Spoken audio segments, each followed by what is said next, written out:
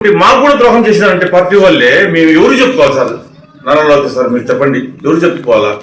గురుకుల సుబ్రాయుడు అంటే గుర్తింపు ఉండదు సార్. రామారావుకు మా నాయన తమ్ముడే డ్రైవింగ్ సార్.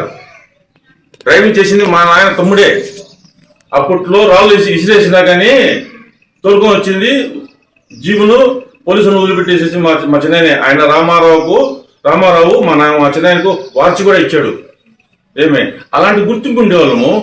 గుర్తింపు ఉండే పార్టీలో వాళ్ళే మీరే ద్రోహం చేస్తే పార్టీ వాళ్ళకు పార్టీ ఏం బాగుపడుతుంది సార్? రాజంపేట రాకుండా పోవడానికి కారణం మీరే 100% మీరే. ఎవరు ఆ స్థలాన్ని ఆక్యుపై చేసుకొని నాది అని చెప్పి మీరు మాలాంటి వాళ్ళకి ఇబ్బంది పెడితే మేము కొనుక్కున్నాం సార్. అది మీది కాదు, ఈ సైట్ మీది కాదు. మీరు కొనుక్కున్నామని మీ దగ్గర రికార్డు ఏదైనా చూపించండి. మా దగ్గర రికార్డు ఉంది, కొనుక్కున్నామని.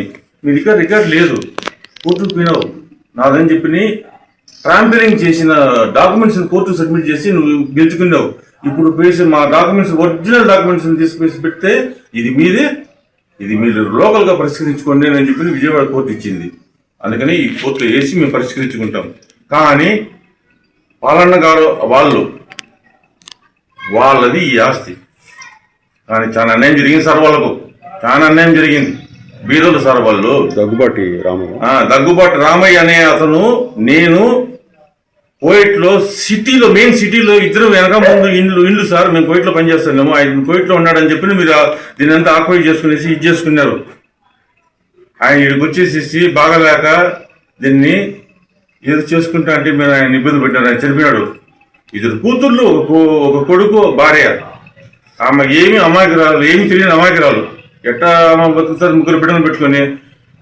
మన ఆస్తి కాపాడుకోవాలి కానీ ఊరు ఆస్తులకు పోవడం ఏంటి సార్ వీళ్ళు? సార్ నాలుగులోకి సార్ దయచేసి ఇలాంటి వాళ్ళు ఉంటే కన్నా పార్టీకి చెడ్డ పేరు. మీరు గుర్తుపెట్టుకోండి సార్. ఇలాంటి వాళ్ళు ఏదో ఒకటి ఒక పరిష్కారం తీసుకురండి. మెయిన్ వచ్చేసి వేమన సతీష్, బుజ్జిబాబు, చిట్టిబాబు, వీళ్ళు ముగ్గురితోనే పార్టీ పోయింది సార్. మీరేమైనా అనుకోండి, వీళ్ళు ముగ్గురితోనే పోయింది పార్టీ.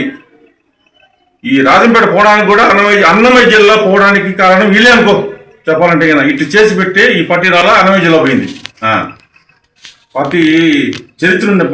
83 నుంచి అంటే నేను 10th క్లాస్లో ఉండేటప్పుడు, 83 నుంచి నేను ఉండేటప్పుడు ధర్నా చేసినప్పుడు రాజంపేటలో టానా కలిపింది.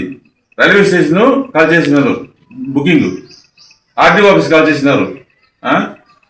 ఆర్టీసీ బస్ స్టాండ్ దాకా పోయి ధర్నాలు చేసి ఇబ్బంది పెట్టాం మేము. అట్లాంటి చరిత్ర ఉండేదాన్ని